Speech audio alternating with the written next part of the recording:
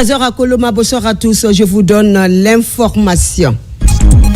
Lancement à Conakry du processus de préparation du budget de l'État pour l'année 2026. C'est le résultat de nombreuses réformes menées au sein du département. La démarche implique tous les acteurs de la chaîne de dépenses. Et puis nous parlerons de la direction du Centre national de documentation environnementale en tournée de prise de contact avec ses cadres à l'AB. Elle a échangé et visité les locaux pour trouver un meilleur espace de travail. Et enfin, nous parlerons de l'arrivée à Conakry de la troupe artistique Batafon de Bouquet après un séjour en Inde pour prendre part au Festival international de New Delhi. Bonsoir à tous. Premier titre de cette édition, lancement du processus de préparation du budget de l'État pour l'année 2026. C'est le résultat de nombreuses réformes menées au sein du département. La démarche implique tous les acteurs de la chaîne de dépenses. La grande nouveauté sera désormais le budget programme, une migration qui prend en compte plusieurs innovations. Suivant Mohamed Arsuma. En Guinée, durant les derniers mois, le processus budgétaire a pris une allure satisfaisante. Plusieurs outils numériques sont déjà fonctionnels. Dès la première semaine de cette année, les ressources pour les départements ont été disponibles. Au même moment, le pays se prépare pour le budget 2026, un budget programme dont il faut comprendre les enjeux. On cite un exemple, l'accumulation des arriérés de paiement au trésor public, mais ce n'est pas tout. Nous reviendrons sur les moments forts de la préparation du budget, la situation sur l'état d'évolution, sur la migration vers le budget programme, la prise en charge des CDMT sectoriels. Les CDMT, c'est la programmation des dépenses sur 3 ans. Donc en prélude au budget programme qui commence en 2026 pour certains ministères pilotes, nous estimons qu'il faut vulgariser ces cadres de dépenses à moyen terme et prendre en charge dans l'application de préparation du budget de l'État. Pratiquement 9 mois et demi nous séparent de 2026. Le département de tutelle se veut efficace en lançant déjà la préparation du budget pour l'année suivante. Une révolution majeure entraînant la migration vers le budget programme. La vision du chef de l'État n'est pas exclue. L'année 2026 sera une année cruciale pour nous parce que nous allons commencer l'implémentation du budget programme conformément au programme Simandou 2040. Et pour cela, on a voulu commencer très tôt. Et tout ceci participe à la refondation de l'État tel que prôné par le général Mamadi Doumbouya. Il sera aussi question de la budgétisation des frais d'électricité. Les débats sont ouverts et concernent les responsables des BSD, DAF et les chefs comptables des ministères, des EPA et des institutions républicaines. Pendant ce temps, le gouvernement guinéen procède à la construction des sièges et logements des trésoreries préfectoraux. La préfecture de Kérouané est la première à passer la première pierre de son édifice public. C'était en présence de plusieurs cadres préfectoraux et communaux de cette région. Une volonté manifeste des nouvelles autorités du pays d'améliorer les conditions de vie des travailleurs. N'est-ce pas, Fodé Bangali Fofana, on t'écoute. La commune urbaine de Kérouané, une commune qui change radicalement de visage, cela grâce aux multiples efforts du gouvernement sous la clairvoyance du général président Mamadi Doumbouya. En plus de nombreuses actions déjà en cours dans cette préfecture, abritant une partie de la chaîne montagneuse Simandou, le lancement des travaux de construction des bâtiments administratifs et logements du directeur au compte du Trésor public ici à Kérouané, marqué par cette pose de première pierre. Nous félicitons cet énième projet de la construction du siège de la trésorerie préfectorale de Kérouané. À travers ma voix, la population de Kérouané certifie son adhésion totale aux idéaux du CNRD et de son président, le général Mamadi Doumbouya. Ça, c'est premier du genre, de voir que les retraités ont un bureau. Auparavant, on nous ballottait de bureau en bureau. Dès que le besoin arrive, pour ceux qui sont en fonction, on nous dérange. Je demande au Tout-Puissant Allah de mettre sa couverture divine sur Mamadi Doumbouya pour qu'il puisse tenir fermement pour l'épanouissement de ce pays. La construction de ce bloc administratif du trésor préfectoral de Kerouani est l'une des preuves tangibles de la bonne marche de la refondation prônée par les nouvelles autorités du pays. La refondation en marche pour promouvoir et consolider la mise en œuvre de la politique de bien-être et du bien-vivre de l'administration et des administrés dans la paix et la quiétude. Un réel motif de fierté pour les cadres de l'administration publique de Kerouani. Nous en sommes fiers et soutenons inlassablement le CNRD et son président, le général Mamadi Doumbouya, le Premier ministre et son gouvernement. Le ministre de l'économie et des finances, par ma voix, sollicite auprès de l'entreprise contractante d'exécuter le plus tôt que possible, dans le délai, ces infrastructures en respectant les normes légales. Je voudrais leur dire, au nom de M. le Préfet, qu'il faut tenir compte du délai contractuel. Nous sommes désolés de constater que certains viennent poser leur première pierre, ils font le soubassement et puis ils disparaissent dans la nature. Quand c'est le cas, vraiment, nous n'allons pas manquer d'appliquer la loi sur qui que ce soit. Nous sommes là, ça fait partie du rôle régalien qui nous est révolu. Au nom de la laborieuse population de Kerouani, les autorités préfectorales ont rendu un vibrant hommage au général Mamadi Doumbouya, président de la République, pour tous les efforts qu'il ne cesse de consentir pour le développement harmonieux de la Guinée, sa patrie. Et puis pose de la première pierre aussi de la trésorerie régionale de Farana. C'est une initiative de l'État guinéen mise en œuvre par le ministère de l'économie et des finances. Ce vent de renouveau devra favoriser la mobilisation et la meilleure gestion des ressources dans la région. RTG Farana, Ibrahima Oulé Fofana et Silati Kourouma. Suivez.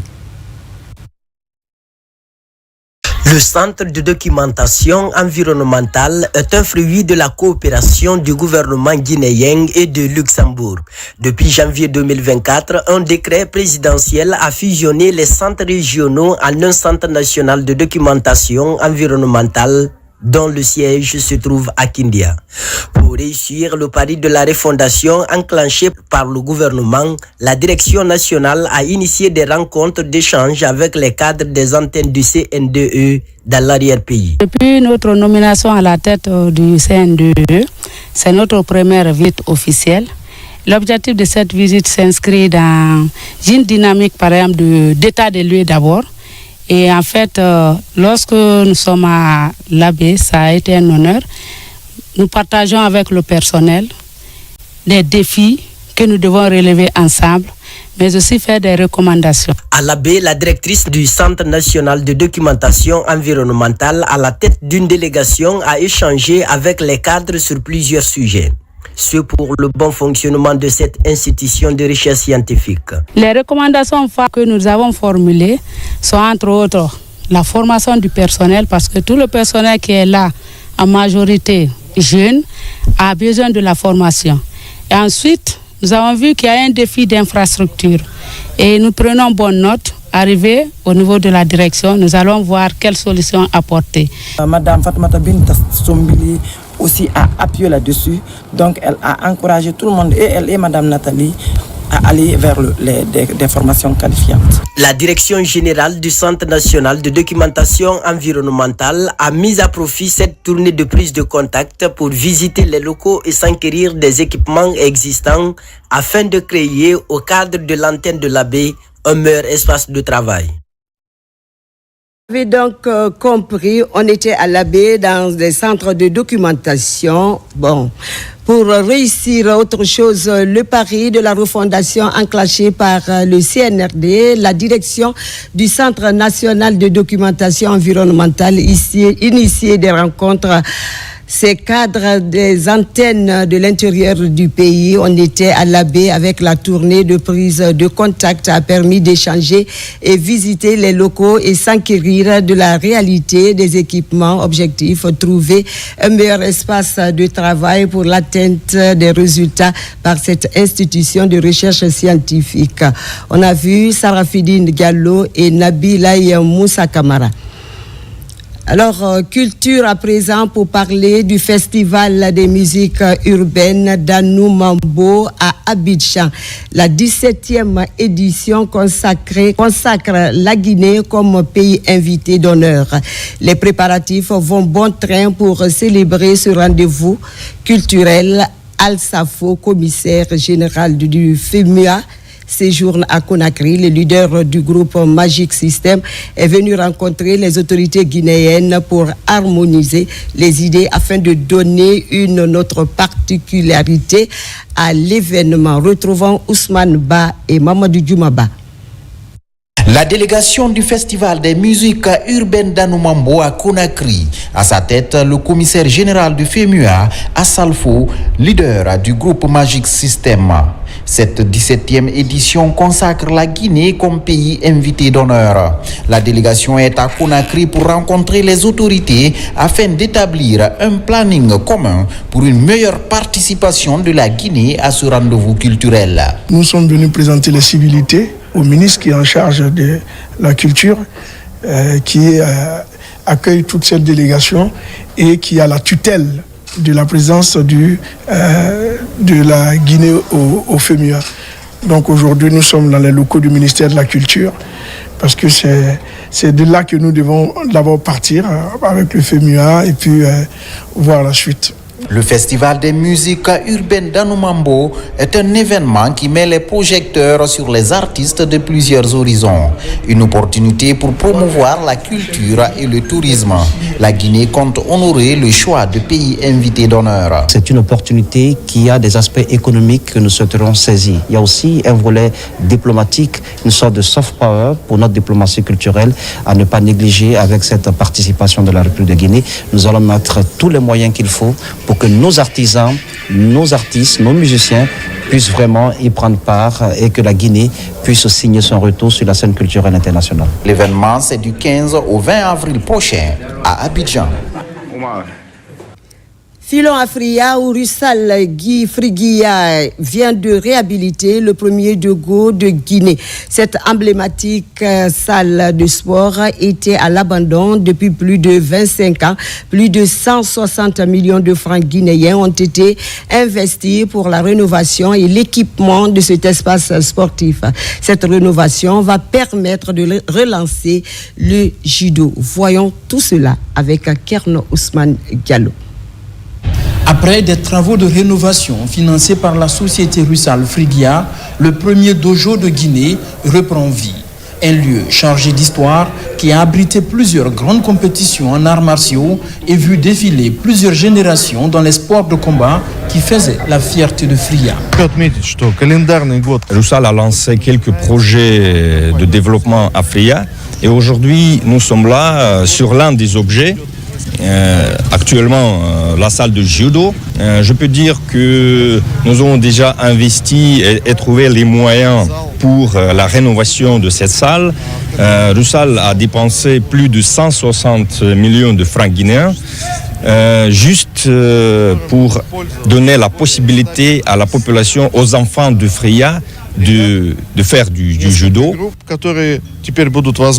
La rénovation du dojo de Friguia était une des demandes exprimées par la jeunesse pour son épanouissement. Les sports qui seront pratiqués dans cette salle vont contribuer à l'encadrement de la couche juvénile qui de plus en plus bénéficie d'infrastructures avec la société Russal Friguia. Permettez-moi tout d'abord de remercier chaleureusement la société Russal Friguia pour son engagement dans la rénovation et l'équipement de cette salle emblématique. La salle que nous inaugurons aujourd'hui est bien plus qu'un simple lieu d'entraînement.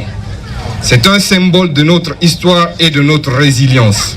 Vous ne pouvez pas imaginer que cette salle qui a été construite en 1957 et mise en service en 1958 a été totalement détruite en 1992.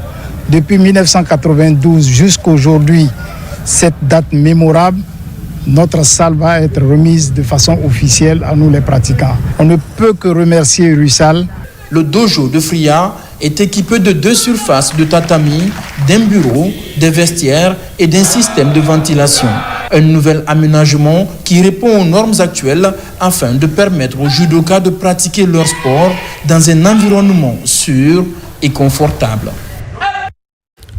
De l'autre côté, les enseignants de la commune de Matoto se mobilisent pour la lecture du Saint-Coran pour la paix, le vivre ensemble et le développement du pays. C'est une initiative de la direction communale en ce mois saint de Ramadan et de carême chrétien. Ces enseignants veulent renforcer la collaboration mutuelle, mais également accompagner les autorités dans les actions de développement de la Guinée. Le point avec Moussa Bangoura. La première promotion de la transition du centre de formation professionnelle Camara Laye de Donka est désormais sur le marché de l'emploi. Au nombre de 80 apprenants, cette cérémonie de remise de diplôme marque la fin de 3 ans d'études techniques et professionnelles. Bien que de la joie, je suis vraiment content. Je lance à tout un chacun de venir faire sa formation dans les écoles professionnelles. Nous sommes des ouvriers qualifiés. Nous lançons un appel solennel à tous les directeurs généraux, les chefs d'entreprise de venir en aide pour nous offrir des stages, des opportunités de l'emploi. Parents, amis, encadreurs et autres personnalités étaient mobilisés à la rencontre. Une fierté pour le corps professoral d'encadrer ses apprenants à travers le projet Chantier École. On a fait une réussite de 89,88% à l'examen de sortie 2024. Donc ça démontre la qualité de l'enseignement au sein du CFP Camara Laye et la performance de nos formateurs. Cette première promotion de la transition est baptisée Promotion Madi Finketa, ancien directeur du 10 centre. Cette promotion, depuis leur première année, ont marqué leur passage au CFP de Donka, actuellement appelé Camara Laye. C'est la première promotion de la transition. C'est à travers cette promotion que cette école a été rénovée à travers un projet appelé Chantier École. Et ce projet a été financé par Monsieur le Président de la République, le général Mamadi Doumbouya. Donc on le remercie très sincèrement. En plus de la remise des diplômes, des satisfecits et présents ont été remis aux personnalités qui se sont illustrées dans la formation de ces futurs aides-ingénieurs. Vous l'avez compris, donc c'était la cérémonie de remise de diplôme avec les apprenants de Donka. Moussa Bangoura était dans le reportage. Le ministère de l'Enseignement supérieur, de la Recherche scientifique et de l'Innovation n'est pas resté en marge de la célébration de la journée des droits des femmes. Femmes, sciences et sécurité étaient au centre de cette rencontre. À l'occasion du mois de mars, l'innovation technologique au service de la sécurité des femmes. L'objectif est de mettre en compétition les jeunes filles pour promouvoir les technologies de l'information et communication. N'est-ce pas, Mounir Barry? On t'écoute. Une trentaine de jeunes femmes ont compétit à travers ces hackathons organisés par la Cité des sciences et de l'innovation. L'objectif est de promouvoir les activités féminines issues des institutions d'enseignement supérieur du pays. Elles ont développé des solutions innovantes qui traitent des problématiques de femmes. La thématique principale porte sur femmes, sciences et sécurité. On a 2 solutions. Dans la première solution qui est applicable maintenant, nous avons décidé de centraliser. Parce que la femme, déjà, on l'appelle femme à plusieurs tâches, multitâches, merci. Donc maintenant, comme la femme est multitâche, nous avons réfléchi pour sécuriser la femme, comme notre thème était de sécuriser et innover. Donc pour sécuriser la femme, il faut se pencher sur ce domaine-là où la femme est multitâche. Donc on a présenté une centralisation dans la sécurité en termes sanitaires, dans la sécurité en termes physiques, dans la sécurité en termes prévus après communautaire et aussi après dans l'éducation. La cité, dans son rôle, est d'accompagner ce genre d'idées qui permettent de développer des environnements numériques, de développer le côté scientifique et d'encourager dans les initiatives technologiques. L'objectif du ministère de l'Enseignement supérieur, de la Recherche scientifique et de l'Innovation à travers la Cité des sciences et de l'innovation est d'offrir de nouvelles opportunités aux filles dans l'écosystème numérique. À travers des mentors, ces jeunes étudiantes se sont démarquées.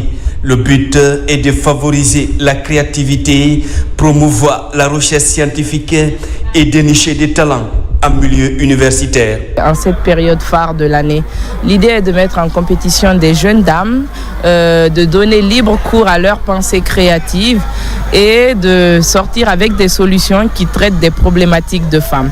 Donc nous avons une trentaine de jeunes filles très engagées, très motivées, qui vont travailler sur les 3 prochaines journées à créer des solutions qui vont répondre à un besoin identifié dans nos sociétés. Toutes vos solutions étaient extraordinaires et nous, c'était compliqué pour nous de pouvoir démêler tout ceci. Et ce qui fait qu'il n'y a pas de perdants, il n'y a pas de gagnantes, vous êtes toutes des gagnantes aujourd'hui. Durant plusieurs jours, ces étudiants ont développé des projets innovants et des solutions à la pointe des technologies.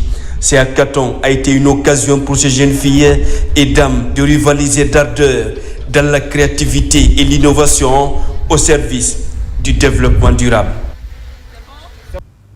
Mounir, ce qui nous amène à parler aussi de Mariam Diallo, une journaliste déficiente visuelle, affronte avec détermination les obstacles du journalisme télévisuel. Son engagement en faveur de l'intégration des personnes en situation de handicap est un combat qu'elle mène avec courage au quotidien, inspirant ainsi ceux qui sont confrontés aux mêmes défis. C'est un reportage de Noumousso Diakité que je vous demande de suivre. Bienvenue dans votre émission Au-delà du handicap sur la RTG. Mariam Diallo, non-voyante de naissance, est diplômée en journalisme de l'université Kofi Annan de Guinée. Elle est l'animatrice principale de l'émission télévisée Au-delà du handicap à la RTG Boulbiné. Son sens de l'organisation et le soutien de son entourage lui permettent de trouver un équilibre entre sa vie professionnelle et ses tâches personnelles malgré son handicap. Toutefois, Mariam est confrontée aux difficultés dans l'exercice de son métier. Lorsque je faisais l'université, j'ai fait d'abord un stage à la Nostalgie. Quand j'ai fini, je suis allée à la radio Atlantique FM. Après, c'est en 2022 que j'ai rejoint la RTG 2 Boulbiné. Là-bas, j'ai initié une émission qui met en lumière les personnes vivant avec un handicap. Ce n'est pas tous les jours que je vais à la RTG. Donc j'ai le temps pour la RTG et le temps à la maison. On retrouve les difficultés dans toutes les activités. Je suis confrontée d'abord à l'informatique et donc je suis obligée d'être assistée. En plus de sa carrière d'animatrice, Mariam milite pour la défense des droits et l'inclusion socio-professionnelle des personnes en situation de handicap. Il faut que les personnes vivant avec handicap puissent travailler comme les autres, puissent avoir des lieux de travail pour qu'elles puissent montrer leur talent. Mariam invite tous ceux qui vivent avec un handicap à ne pas se laisser vaincre par les complexes. Le message que j'ai pour les personnes vivant avec un handicap, c'est d'abord les encourager, leur dire d'accepter leur état, de ne pas se cacher derrière, de bien vivre comme les autres. Quand on veut, on peut. Le parcours de Mariam Diallo est une source d'inspiration. Il montre que la détermination et la foi peuvent surmonter les obstacles et aider à réaliser ses rêves. Et puis les membres de l'Association pour le développement socio-culturel, économique et environnemental de la Guinée ont organisé une cérémonie de lecture du Saint-Coran à la mosquée centrale du kilomètre 36. Objectif, implorer la grâce divine pour la pérennisation de la paix dans notre pays, mais aussi le renforcement de la cohésion sociale entre les habitants de la commune urbaine de Sangoya. Mikini Moussa Kamara et Abdoulaye Diallo. Une activité spirituelle pour promouvoir la consolidation de la paix en Guinée. La cérémonie se déroule à la mosquée centrale de kilomètre 36 dans la commune urbaine de Sanoya. L'activité est pilotée par les membres de l'Association pour le développement socio-culturel, économique et environnemental de la Guinée. La structure souhaite que la paix règne en Guinée. Nous avons prié pour la paix, le développement de la Guinée en général. Des organisations féminines et les califes prennent part à cette cérémonie dans le but de stimuler le vivre ensemble. Président de la République, le général Mamadi Doumbouya. Donc,